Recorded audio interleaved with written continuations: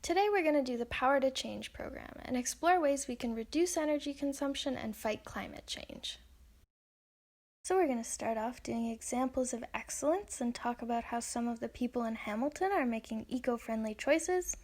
Then we're going to do perfectly comfortable and talk about how we can use less energy in our houses. Then we're going to move on to build a lunch and talk about how we can make eco-friendly choices when we're making meals. And then we'll do a life cycle analysis, which is a cool activity that shows us how much energy something uses over its whole life. And then finally, we're going to do some planning for fun and plan a fun day for yourself in an eco-friendly way.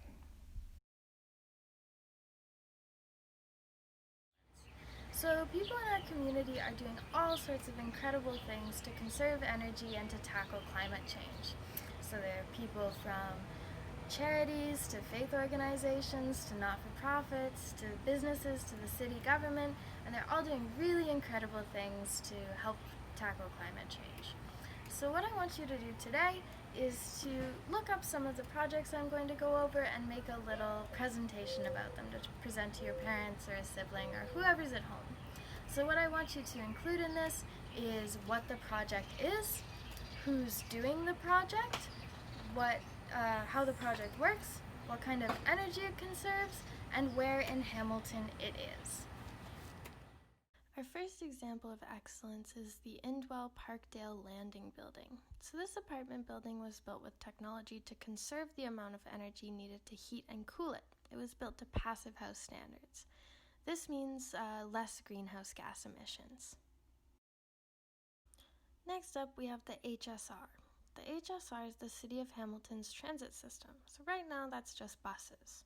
Cars create a lot of greenhouse gases, so taking the bus is a great way to tackle climate change. You can even bring your bike. Next up, we have Communauto. In Hamilton, you can buy a membership to share cars. When we have a car in our driveway, we use it a lot, which increases greenhouse gas emissions. But we often only need a car sometimes. Communauto helps you to use busing or walking or biking for most of your day, but if you need a car, you can book one. Up next, we have the McQueston Urban Farm. Food can create a lot of greenhouse gas emissions when it's transported to our grocery stores.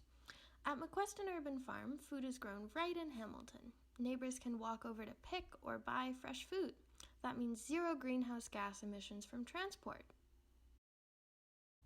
Next up, we have the Meadowlands Christian Fellowship Church. Heating and cooling buildings uses a lot of energy, which creates greenhouse gases. This church is one of the first church buildings in Ontario to use geothermal energy for heating and cooling. Next up, we have the City of Hamilton's street trees. Summer is hot in Hamilton. Having a tree to shade your home can reduce the amount of air conditioning you need to use. This means you conserve energy and reduce greenhouse gas emissions. Finally, we have New Hope Community Bikes. When we use bikes instead of cars, we conserve energy and reduce greenhouse gas emissions. New Hope has lots of programs to help more people cycle in Hamilton. And today we're going to talk about how to conserve energy at home. So everybody likes to be comfortable at home. We like to be cool in the summer and warm in the winter, but this can take up a lot of energy. So what I want you to do today is think of some ways that we can reduce our energy usage at home. So some tips and tricks for this one are to try to think about how people did things before they had electricity. We'll start you off with some ideas. For example, when it's hot out, you can use a fan instead of turning on your air conditioning. This helps to use less energy but still keep you cool. When it's really cold out, instead of cranking up your heat, you can put on a nice warm sweater. When it's really hot out, you can have a nice cool snack like a popsicle. And when it's really cold out, you can make sure to open your curtains and let the sun heat your house up. These are all really great ways to conserve energy and stay comfortable in your home. You can do any of these things instead of turning on your air conditioning or turning up your heat really high. Can you think of any more?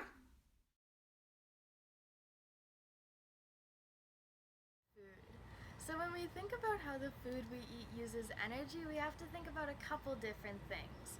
So So the first one of those things is whether or not the food is processed. So processed food takes a lot more energy to make than unprocessed food does. So we can think about an apple and a container of applesauce.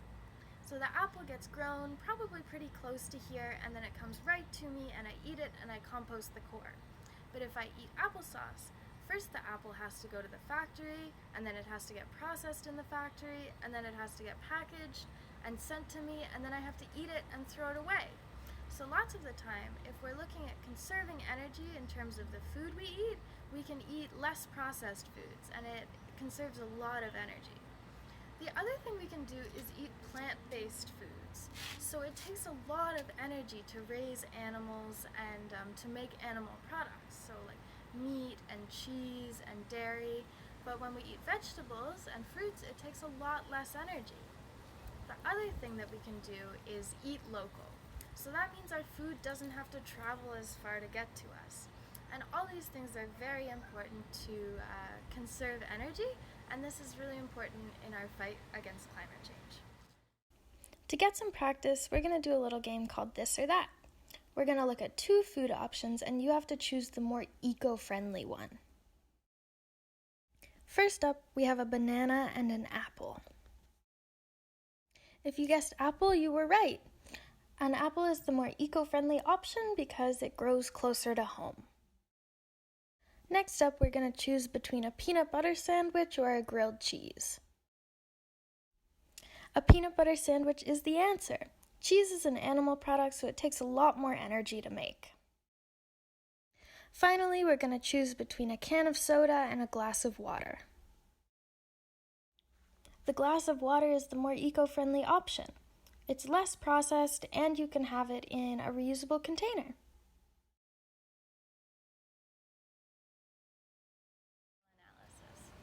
So everything we buy at the store has a cost. It has a cost when we buy it, and then sometimes it has a cost when we use it. So if we plug it into the wall, it costs money to use. A life cycle analysis helps us see the energy cost of stuff, which is a little bit different. So when we do a life cycle analysis, we look at how much energy we use when we get the materials to make something, when we make something in a factory, when we ship something to a store, when we use something, and finally when we throw it out. So all of this helps us understand how much we're contributing to climate change, because the energy cost of stuff is also about how much it contributes to climate change. So today we're going to be looking at doing a life cycle analysis for a cotton t-shirt, an Xbox, and an iPad. What we're going to do today is try to match how much CO2 goes with what stage of the life cycle. So we'll think about how much CO2 goes into raw materials and production, how much goes into transportation, how much goes into using it, and how much goes into throwing it out. So when we talk about CO2, we just mean how much energy it uses. We'll start out with the t-shirt. You can pause the video and try to figure it out on your own first. Let's take a look at the answers. Raw materials and production take 8 kilograms of CO2. Transportation takes 0.2 kilograms of CO2. Use takes 14 kilograms of CO2. This is the most out of any of the stages, and that's because we wash t-shirts a lot. And then when we throw it out, it takes 0.7 kilograms of CO2. Next, we'll take a look at the Xbox. You can pause the video and try it for yourself first. Let's take a look at the answers now. Raw materials and production take 156 kilograms of CO2. Transportation takes only 33. Use takes 913.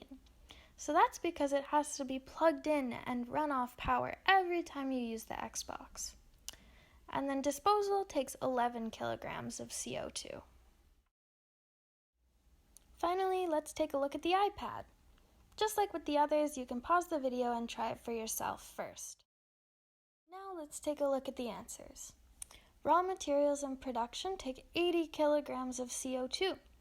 This is because iPads have lots of rare metals that need to be mined in them.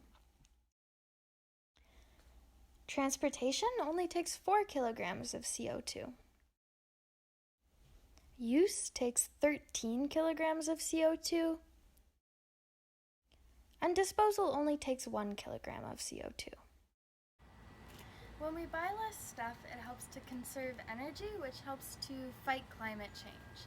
So we can take a look at the shopping triangle, and we notice that at the top is the biggest. It's upside down. And in that biggest section, it says buy less. So that's one of the best things we can do to help conserve energy, is to just buy fewer things. So what I want you to do is draw your own version of the shopping triangle and put it on your fridge for your family to see.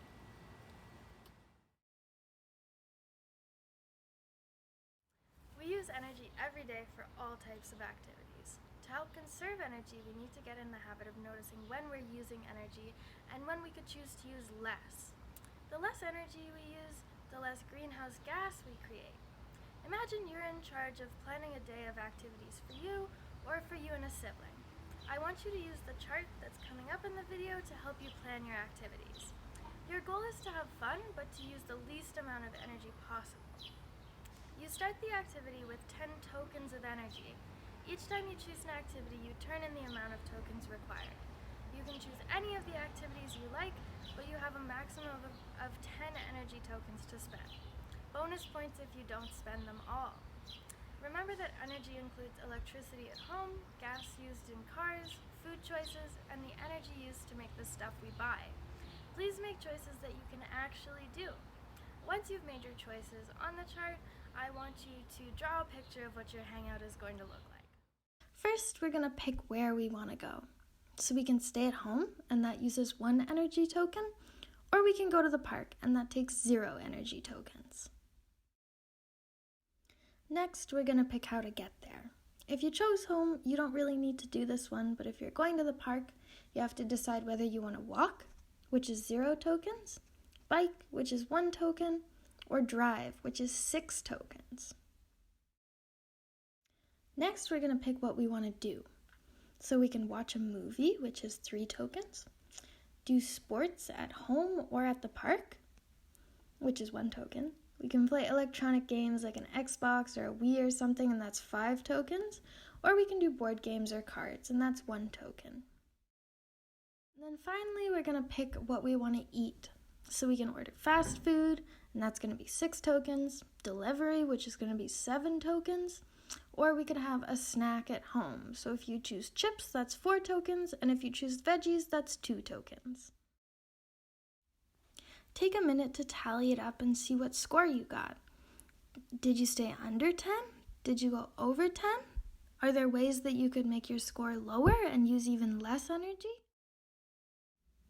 We talked about a lot of ways we can use less energy and help fight climate change. Now we want you to take action. Follow our Power to Change action plan. Which of these things can you do today? Are there some changes you can commit to making in a little while? Let us know.